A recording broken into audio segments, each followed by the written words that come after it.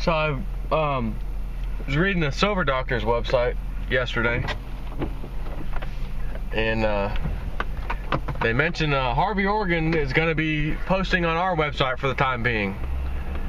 And I'm thinking, Harvey Organ, he's like a silver and gold guru. He was at the CFTC hearing a few years back when that guy Andrew Maguire from London was blowing the whistle on the silver market manipulation, and they had some kind of hearing that was public, live, about it. I believe they had Harvey Organ come in and speak on that, and lo and behold, his microphone gets cut off. You can't hear the important parts of what he was saying. Shut him off, microphone quit, and then all of a sudden when he's done, turn the mic back on.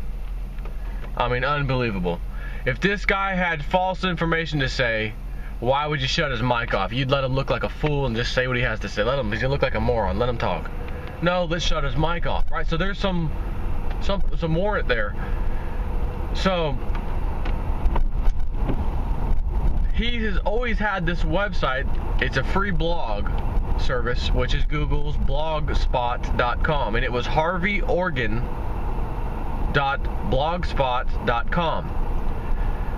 And he's always on top of the movements of gold and silver and the market and the COMEX and the numbers and how much is where and what moved last night, and things that don't make sense, numbers that aren't making sense, but he's on top of it. Guy's real smart, older guy. And I check there from time to time to see what he's got going on, what he's saying. He was one of the guys just recently that was, I think, I'm trying to think of which show he was on.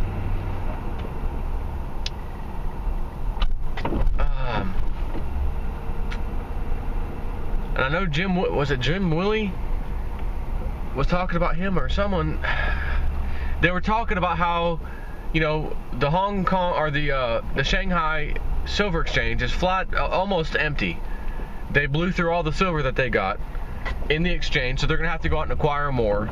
I just can't remember if it was Jim Willie or Harvey Organ. I want to say it was Harvey Organ that they were talking about that said this. That said, he still feels like the end of the year, this year, that a lot of fireworks are going to happen in the gold and silver market because they don't have the gold and silver. They've always been struggling for a while now to move gold and silver from here, to push it over there, to put these fires out, and then, that kind of thing. And he somehow thinks that at the end of the year, he stands pretty firm that, again, there should be some kind of fireworks in relation to gold and silver, which is probably why they're pushing the price down now, because when those fireworks start, the price could go way up. Anyways, this guy's blog gets shut down. Google sends him some type of notification stating that we're shutting your blog down, basically due to like copyright type of infringement or something. And he said, everything that I produce is either A, public information from public sources, our government sources, numbers and things like that, or my own. So there's never, ever, ever anything that I've used ever that would say, okay, he's used some kind of copyrighted information or pictures or whatever it was. He says it's not possible. And they shut my blog down. And they said during the little message I got, email, attached is all the documentation for you to look over, basically what we have evidence that you've done, what we're saying you did as far as the copyright infringement. Attached is the information, please review it. He says there was nothing attached, nothing to download, nothing to see other than the email message itself. He said, I tried reaching out. There's nowhere on there to reach out. Hey, if this is an error, please contact. Nope, there's nothing there. So I've got to try to figure out how and who I call or reach out to get this blog turned back on. He said, however, I'm going to be creating my own website, not using a third-party service like Google's Blogspot, because then I don't have to worry about this kind of garbage. So they've shut down a very large voice in the precious metals community because on his blog. His blog is well known throughout the community. So what better way to stop someone is for all the reviewers who go and check your blog every day to just land there and all of a sudden it says, sorry, this page is no longer in service, or whatever the message says. You, as a person that wanted to go get the information that you've always been doing every week, every year, you know, all of a sudden say, oh, well, where did he go? He didn't say anything about where he was going. How am I supposed to find him? I only knew this website. There's no information on him. Oh my gosh. He has a pretty unique name, Harvey Organ. You could search on the internet in a matter of days or a few weeks and find his new website easily. However, anyone in the silver community can find him relatively quickly. Again, I found it right away on Silver Doctors, like the next day. So, why is this really video worthy right now? Because of what he says and always claims about this silver being not there, gold not there. They've been robbing Peter to pay Paul, etc. Been exposing the corruption. All of a sudden he's shut down during a time when they're smashing down silver and gold prices as best as they can.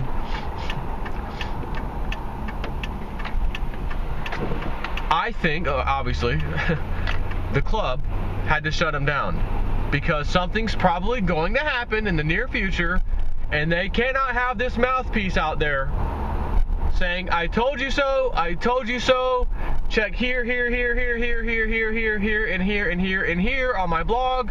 Here's all the information. I've been saying it for years. Here's this story. Here's this article I put up.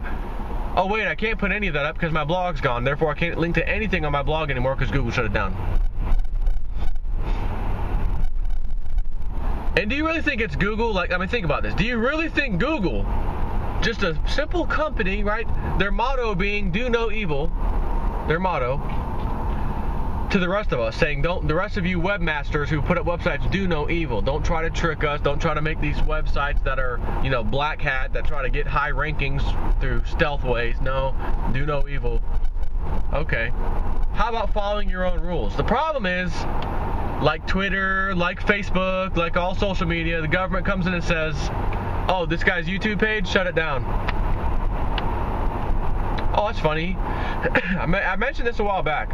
When the noise was all over Syria, when we were trying to get in there, right? Trying to get in there and overthrow Assad, and the Syrian rebels wanting change, and yeah, they do. Anyways, our media was blasting. You know, we were going through that phase a couple of years back. And I found 3 different Syrian people, their YouTube channels. American YouTube channels from Syrian people living, yes, you guessed it, in Syria. Saying, well, this is what's happening over here.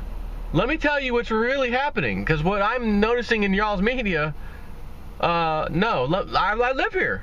Let me tell you what's going on. And I subscribed to all 3 channels. And I would listen to their updates, and it confirmed everything I thought, everything Lindsey Williams said. It's a lie, it's a sham. There's no Syrian rebels that want Assad gone. It's a U.S. operation, hiring some kind of Muslims from somewhere to do the, you know, the rebel thing, etc. And I'm like, yeah, it figures, that sounds about right. And I noticed, man, I haven't seen any updates from these 3 in a while. So I clicked on their name. Sorry, this user's account is no longer in service, or whatever, you know, the YouTube message. Oh, okay. Let me try the other one. I got 2 other sources. Oh, what's this? This user's account is no longer in service. Son of a gun. 2 for 2. How about 3 for 3? Let's try a third one. You guessed it. User's account shut down. How do you find someone like that after their account's been shut down? Most people just create some name in YouTube, right? Just some, like me, JSnip4. If I got shut down and I created JSnip5, everyone's not going to be searching for JSnip5. They're going to be searching for JSnip4 or Realist News. The good news is that I knew this way in advance, that if someday, you know, JSnip got shut down, everyone who searches for me could search for my title of every video. First part, Realist News dash whatever the title is, right? So people would know, search for Realist News on the internet, and lo and behold, my own personally owned website, realistnews.net, would come up, and they'd without even having to create an account, you'd see on the main homepage of that forum, hey, my new YouTube channel, and it would be sticky at the top, pinned, so everyone would see it. But the average person's not going to prepare in advance for this because they think our government, our beloved government, they wouldn't cheat people. There's freedom here. We have rights. They wouldn't violate our rights through a third party such as Google, YouTube, Twitter, Facebook, and force those people basically at gunpoint, through Patriot Act gunpoint, to shut this account down. So I've noticed that if anybody files a copyright claim, it's almost instantly, okay, you're the owner. Your video's now, this other person's video is now shut down with little to no proof. So you're guilty till proven innocent as far as Google is concerned on YouTube.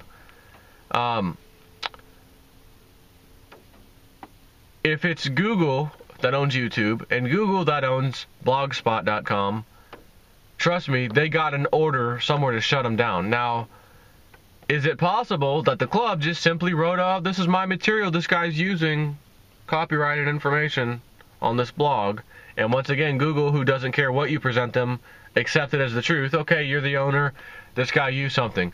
The problem is the guy doesn't use anything that's not his. That, as he said, it's not public, that's not public property able to be used, or my own stuff. So how is someone going to submit a copyright claim against the guy